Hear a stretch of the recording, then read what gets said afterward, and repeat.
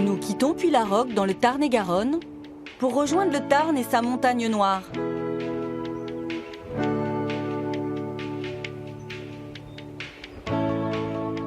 Ce massif s'étend sur près de 300 km².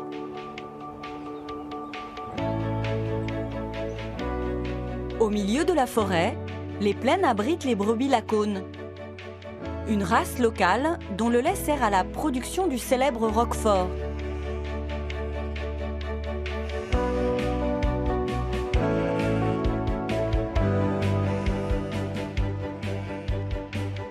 Une fois par an, l'ensemble du troupeau est rassemblé à la bergerie pour la tonte de printemps.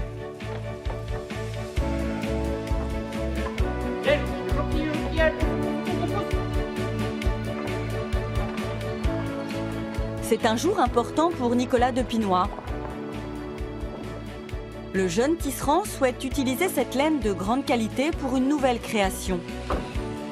Et ce matin, il vient donc contrôler sa matière première. Bonjour. Bonjour. Bonjour. Ça va, monsieur Lescure? Vous allez bien? On est au boulot. Il faut bien le faire chaque année. Eh ouais. Combien vous en faites là du coup, ce matin? Aujourd'hui, je ne sais plus combien il y en a, 300 et quelques. 300.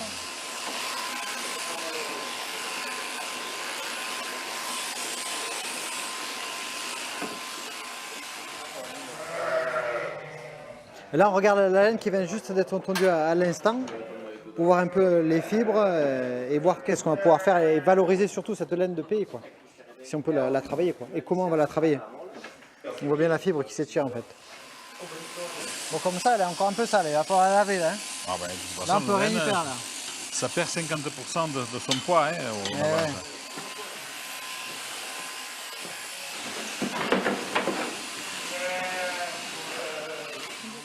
Nicolas est l'un des derniers artisans à se procurer de la laine auprès des éleveurs de la région.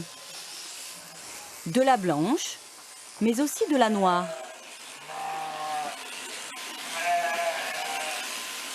Quand on vend, ils nous payent bien moins cher la noire que la blanche.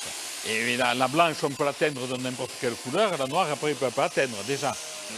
Dans les couvents, ils avaient des brebis noires pour faire des robes de bure. Comme ça, il n'y avait pas besoin de teindre ni rien, donc c'était direct. Mais bon, nous, on aime bien avoir 10% de noir dans le troupeau pour la commodité, pour les compter. Si on voit qu'il n'y a que 10 noirs dans notre troupeau sur 300, on se dit il y a un problème.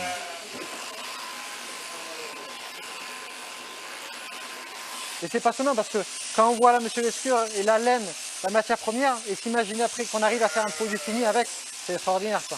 Actuellement, se lancer dans un tissage et continuer la fabrication de tissus avec la concurrence qui existe, tout ça, c'est très compliqué. Mais moi, c'est ce qui me plaît en fait, c'est ce challenge.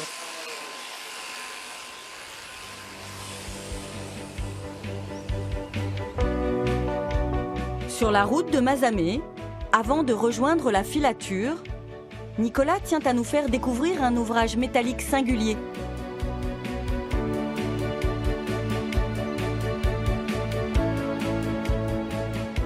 Une passerelle himalayenne qui traverse les gorges de l'Arnette et qui offre un point de vue surprenant.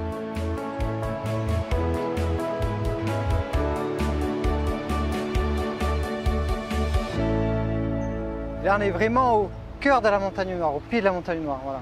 Vous avez vu la vue qu'on a sur la vallée, c'est extraordinaire quoi. Alors on l'appelle la montagne noire parce que en fait il y a énormément de châtaigniers.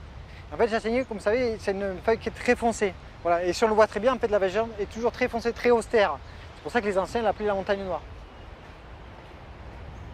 Ça fait bizarre, quand vous vous mettez comme ça, quand on regarde le bas, 60 mètres ça fait haut. Et il y a toujours une petite brise et ça bouge quand même légèrement. Voilà. Mais après on s'y habitue très vite.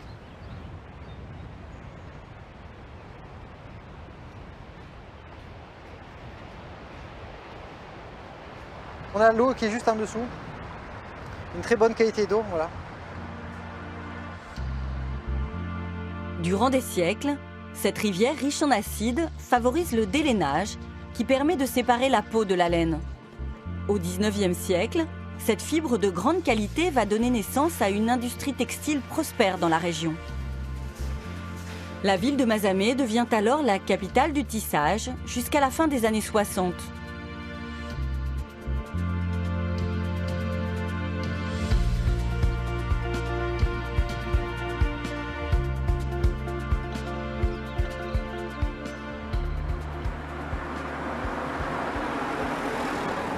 Quand on voit vraiment notre belle région, c'est vrai que c'est très important pour moi avec l'histoire qu'on a dans notre région, dans tout le sud de Mazamet, de perpétuer notre savoir-faire et de continuer ce savoir-faire. C'est très important pour moi de travailler que sur du local. Ça n'aurait aucun sens pour moi de travailler ailleurs. Voilà. Ici, on a tout ce qu'il faut. On peut tout faire, on peut travailler. Voilà. J'ai la matière première, on a le savoir-faire. Donc il n'y a plus qu'à travailler, il n'y a plus qu'à avoir des bonnes idées, à innover.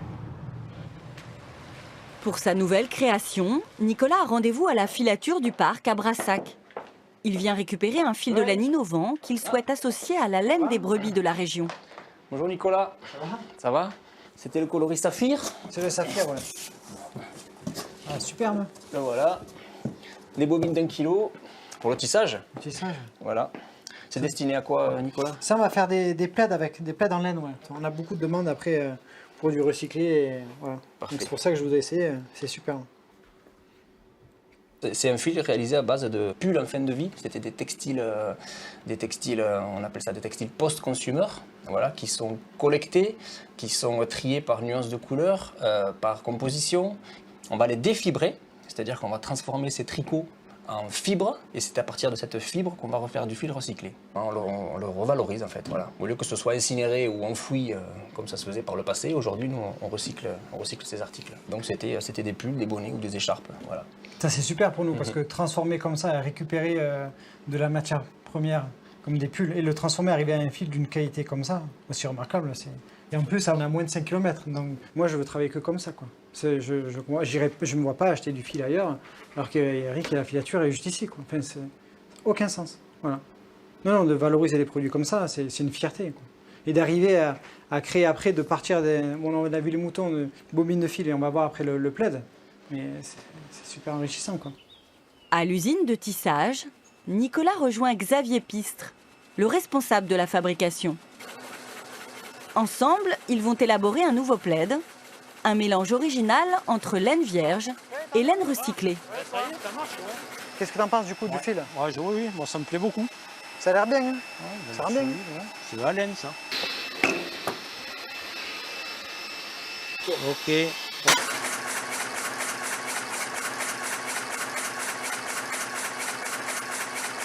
C'est toujours magique de voir le dessin qui se fait comme ça, au fur et à mesure.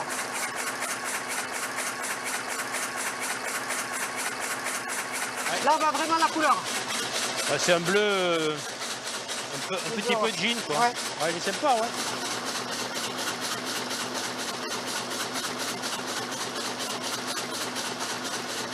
Le principe est le même depuis l'invention du métier à tisser.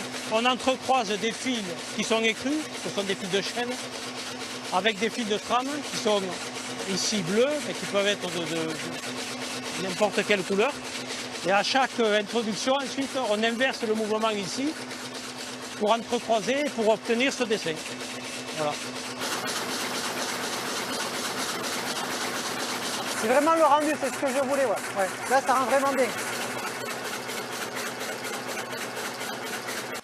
Une fois le tissage terminé, Nicolas peut enfin découvrir sa nouvelle création. C'est bien la texture, hein. Ouais. Bien, hein. Voilà. Ça sent le mouton, hein. Non, on sent vraiment la laine. Voilà. Mais au bout de quelques lavages, ça disparaît. Ah oui, déjà voilà, quand on le lave après... Là, bon, on sait que c'est pas du synthétique. Hein. Exactement, ouais. Au nez. C'est très agréable. Et après, on a les articles aussi en 100% pure laine, voilà, que nous faisons. Pas de colorant, il n'y a aucun traitement chimique, il n'y a rien. Laine brute, comme on dit. De la voilà. tonte. Exactement, voilà. En fait, chaque couleur, là, il y a 3 couleurs différentes, correspond en fait à une race de mouton. Puisqu'il n'y a pas de teinture, la couleur qu'on voit là, c'est la couleur du mouton. Voilà, tout simplement. La passion de Nicolas pour le textile lui vient de son beau-père, Jean-Claude Borde, imprimeur sur tissu. Il lui a transmis ce savoir-faire dès son plus jeune âge.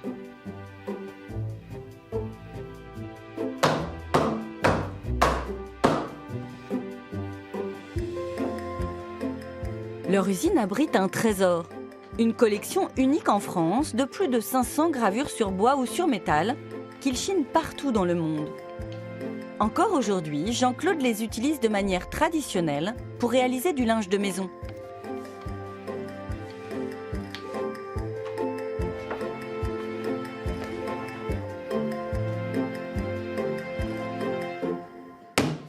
La technique est simple, parce que c'est la première technique qui a été créée pour imprimer du tissu. Je pense que nous devons être une dizaine encore qui savent imprimer comme ça. On ne travaille qu'avec des planches du 19e, donc avec des dessins existants. Vous voyez par exemple ça, c'est une planche que j'aime beaucoup. Napoléon III, et vous avez des motifs très variés, c'est vraiment une très belle planche. Ouais, ça c'est vraiment super d'avoir une collection comme ça. Ça c'est vraiment notre savoir-faire. On est capable de fabriquer vraiment sur des produits comme les plaids avec de la laine recyclée, mais on sait aussi retravailler des toiles comme ça, comme à l'ancienne avec des vieilles planches à dessin.